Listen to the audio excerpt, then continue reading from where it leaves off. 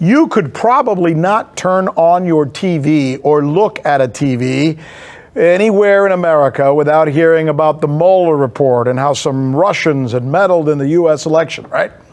It's kind of part of our world, right? I guess you could say it rocked our world. Yesterday, quietly, with no fanfare, and while all this coronavirus story was going on, the Justice Department suddenly announced that the charges against the two big Russian companies that they accused of being in charge of meddling were dropped, gone, vamoosh. Now, in most cases, when charges are dropped, prosecutors simply end the case and they don't make any comment. Charges are dropped. Bye-bye. You're free. Go.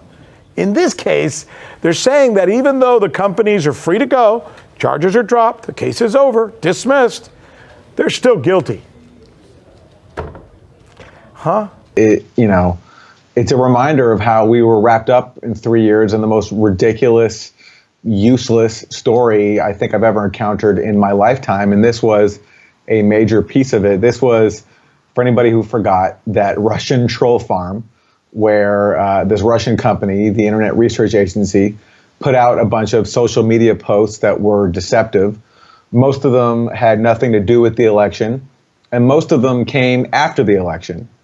But yet we were bombarded here in the U.S. back before there was a time when we had to worry about a real threat like a pandemic.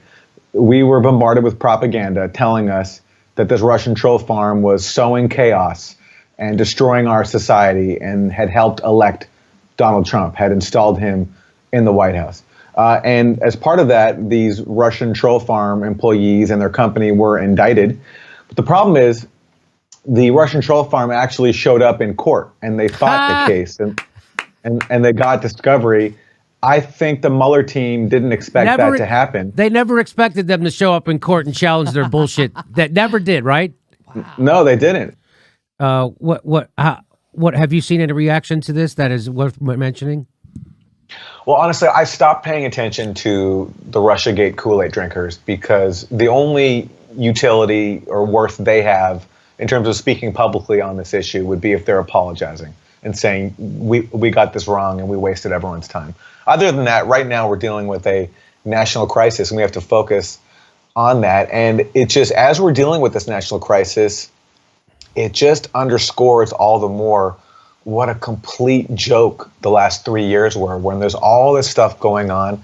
During that time, the Democratic Party and the broader liberal, progressive movement, whatever you want to call it, could have been building up a real resistance to Trump, could have been pushing real alternatives, including alternatives that could help us out of this mess right now, such as Medicare for all. But instead, our liberal intellectuals and thought leaders in the media and in Congress and even in academia, oriented towards this stupid Russia obsession, convincing us that Russian social media trolls were destroying our democracy and that Donald Trump, as a secret Russian agent, was complicit in it. It's so stupid. And now that we're having to deal with a real crisis now just underscores that even more. I mean, it's not as if Russiagate is to blame for what's happening now, but just what's happening now underscores just how fucking unbelievably dumb all that was. Now that we're dealing with a real crisis.